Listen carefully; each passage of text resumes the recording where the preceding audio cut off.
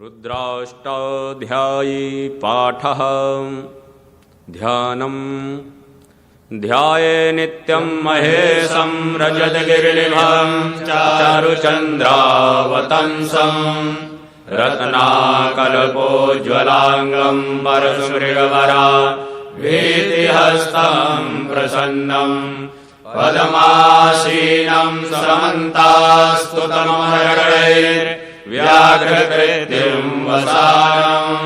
विश्वाद्यं विश्ववन्द्यं निखिलभयहरं पञ्चवक्त्रं त्रिनेत्रम्। हरिः ॐ मां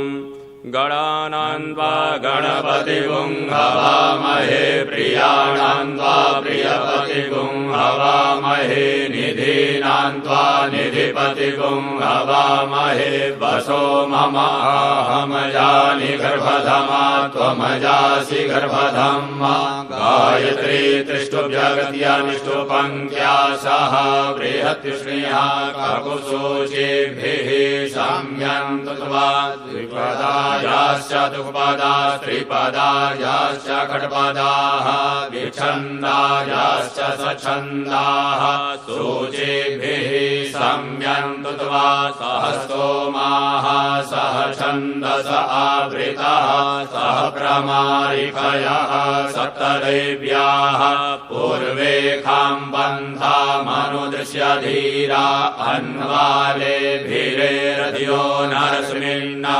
जजाग्रतो दूरमुदैति दैवं तदु सुप्तस्य तथैवैति दूरङ्गमं ज्योतिखां ज्योतिरेकान्तन्मे मनः शिवसङ्कल्पमस्तु येन कर्माण्यपसो मनीषिणो जदने कृण्वन्ति विदधे कुदीराः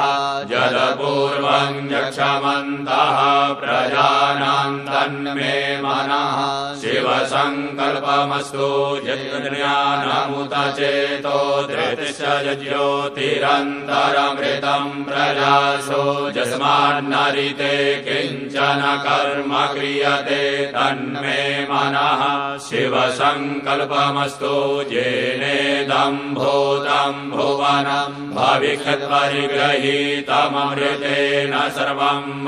येन यज्ञस्तायते सप्तहोता तन्मे मनः शिवसङ्कल्पमस्तु यस्मिन् ऋचः सामजजुगुंहि यस्मिन् प्रतिष्ठिता रथना भाविवाराः यस्मिन् शिवगुं सर्वमोतं